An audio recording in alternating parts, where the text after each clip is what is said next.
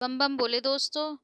जंगलों और पहाड़ों के बीच बसा वह एक आश्रम से शांति का प्रतीक लगता था। सफेद दीवारें, केसरिया झंडा, घंटियों की आवाज और हर सुबह उठती धूप, सब कुछ इतना पवित्र था कि दूर दूर से लोग आशीर्वाद चले आते थे लेने। लोग कहते थे वहाँ बैठा हुआ चमत्कारी बाबा है। वह दुख देख लेता है, बीमारियां पहचान लेता है, भविष्य की राह दिखाता है। और उसके नाम से भी डर था और श्रद्धा भी थी। पर आश्रम के भीतर की दुनिया, वह दुनिया से काफी अलग थी। उस दुनिया में लड़कियां थी, अलग अलग उम्र, अलग अलग जगहों से आई हुई, जिन्हें सेविका कहा जाता था। कहा जाता था कि सेविका के से मोक्ष मिलता है। कहा जाता है कि बाबा की सेवा ईश्वर की सेवा है। कहा जाता था कि बाहर की दुनिया पाप से भरी है और आश्रम ही सुरक्षा है। धीरे धीरे ये कहा जाने लगा और उनकी जिंदगी का सच बनता गया। अनु नाम की लड़की भी उन्हीं में से एक थी। गांव में रहने वाली, पढ़ने की चाह रखने वाली, पर हालात ने उसे भी मजबूर कर दिया था। माँ बीमार थी, पिता खेत के कर्ज से डूबे थे। बाबा के शिष्यों ने कहा था, बाबा कृपया करेंगे, बेटी को आश्रम में भेज दो, पढ़ाई भी होगी और सुरक्षा भी। माता पिता ने भरोसा कर लिया।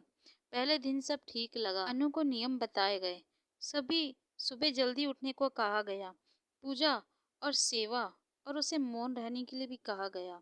फोन भी नहीं कर सकती थी, बाहर जाने को भी मना था। परिवार से मिलना है तो एक महीने में बस एक बार, वह भी बाबा की अनुमति से। अनु को यह सब बातें अजीब लग रही थी, पर उसने खुद को समझाया कि शुरुआत में मुश्किल तो आती ही है। दिन बीतते गए, सेवा बढ़ती गई। रात देर तक काम करना, सवाल पूछने पर डांटना, थकान पर ताना। बाबा की नज़रों में अजीब सा ठहराव था जो अनु को असहज करता था, पर वे बोल नहीं पाती थी। यहाँ बोलना अपराध माना जाता था। अनु को आश्रम में जरा भी पसंद नहीं आता था।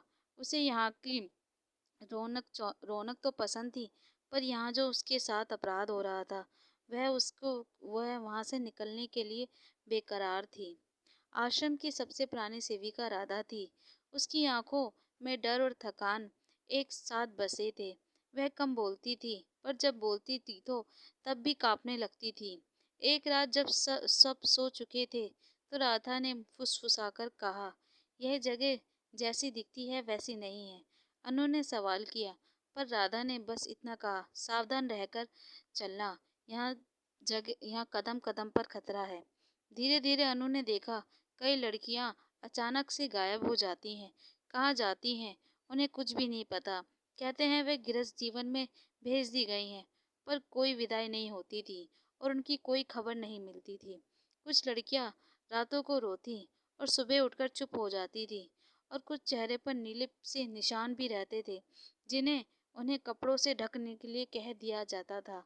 वह बेचारी कुछ बोल भी नहीं पाती थी। बाबा का आदेश उनसे सबसे ऊपर था। उसकी बात ईश्वर की बात मानी जाती थी।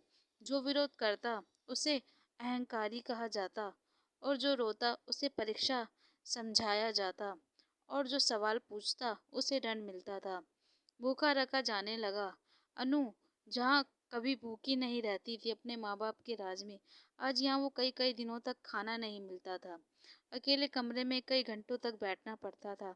सबके सामने कोई भी अपमान कर देता था। अनु का मन घुटने लगा था।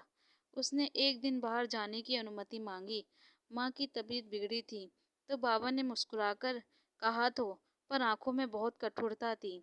बोला, आश्रम छोड़ने का विचार पाप है, तुम्हारी माँ की परीक्षा चल रही है।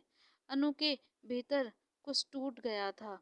वह बस यहाँ से किसी भी तरह से निकलना चाहती थी, पर कैसे। एक रात जब अनु को अकेले बुलाया गया तो उसने साफ साफ मना कर दिया। मना करने की हिम्मत पहली बार यहाँ पे किसी ने जुटाई थी। उसके बाद जो हुआ, उसने आश्रम का असली चेहरा देख लिया था। धमकी मिली, डर, अपमान। कहा गया, बाहर गई तो बदनाम कर देंगे और परिवार को भी नुकसान पहुंचाएंगे। अनु कई दिनों तक चुप रही, पर उसकी चुप्पी उसे बचा रही थी। उसने राधा को 2-3 और लड़कियों से बात की। उस सबके अनुभव अलग थे पर दर्द एक सा था। सब डरती थी और सब यहाँ इस आश्रम में फंसी हुई थी। एक शाम जब बाहर से कुछ समाज सेवा आश्रम में आए तो बाबा ने सेविकाओं को पीछे ही हटा दिया और ये अनु के लिए एक बहुत बड़ा मौका था। अनु ने मौका देखा। उसने कागज के एक टुकड़े पर जल्दी जल्दी कुछ लिखा। यहाँ लड़कियां बंद है, हमें मदद चाहिए, प्लीज हमें यहाँ से बचाइए। और वह पर्ची रसोई की खिड़की से बाहर फेंक दी। कई दिनों तक कुछ खबर नहीं आई। डर और ज्यादा बढ़ गया कि कहीं बाबा उनके साथ कुछ कर ना दे। अनु को लगा शायद अब सब व्रत हो गया है। पर फिर एक सुबह आश्रम में हलचल हुई। पुलिस की गाड़ियां आई, महिलाएं अधिकारी उतरी, मीडिया के कैमरे भी आए। सारे लोग आश्रम के बाहर सब इकट्ठा हो गए। बाबा जैसे ही बाहर निकले तो उनकी कांपती आवाज पहली बार हम लोगों ने देखी। जांच शुरू हुई। लड़कियों ने हमने बयान दिया और बाकी सब लड़कियों ने। कोई रोई तो कोई कांपी, कोई चुप रही। पर सच धीरे धीरे बाहर आने लगा। आश्रम की दीवारें आश्रम की दीवारें भी बोल उठी। फिर एक दिन कई आवाजें बोली। चुप्पी का ताला भी अब टूट गया था। आश्रम सील हुआ। सुरक्षित लड़कियों को ले जाया गया। कुछ को परिवार मिला तो कुछ को सहारा। इलाज हुआ। शारीरिक का भी इलाज हुआ और मन का भी। घाव गहरे थे पर भरने की शुरुआत हो चुकी थी। मुकदमा लंबा चला बाबा पर और बहुत तारीखें पड़ी। सवाल उठे और यहाँ हम पर दबाव बनाए गए। पर सच ने हार नहीं मानी। अंत ढोंगी बाबा का सच सामने आया। उसकी सत्ता हार गई। उसका डर खत्म हो गया। अनु ने फिर अपने गांव जाकर पढ़ाई की नई शुरुआत करी। रास्ता आसान नहीं था। रातों को उसे डर लगता था। आश्रम के सपने आते थे। घंटियां बजती थी। पर अब उसके पास मदद थी, आवाज थी और हौसला था। और उसके माँ बाप थे। उसने तय किया वह उन लड़कियों के लिए बोलेगी जो अब भी चुप हैं। वह बताएगी कि सेवा के नाम पर जो शोषण हो रहा है वह स्वीकार्य नहीं है और जो आस्था के नाम पर अपराध होता है पवित्रता नहीं होती, कि डर से बाहर निकलना संभव है। कहानी हमें यह बताती है कि क्योंकि हर जगह हर उस चेहरे के पीछे जहाँ सवाल दबे दिए जाते हैं, यह कहानी फिर शुरू होती है और हर बार किसी न किसी अनु की हिम्मत से ढोंग का अंधेरा टूटता है। अगर आप मेरे चैनल पर नए हैं तो प्लीज़ मेरे चैनल को सब्सक्राइब कर लीजिएगा। कमेंट करके ज़रूर बताना आपको मेरी कहानी कैसी लगी। मैं नीता आपसे विदा लेती हूँ। फिर मिलूंगी अगली कहानी में। इसी तरह मेरी कहानी के साथ जुड़े रहिएगा। धन्यवाद।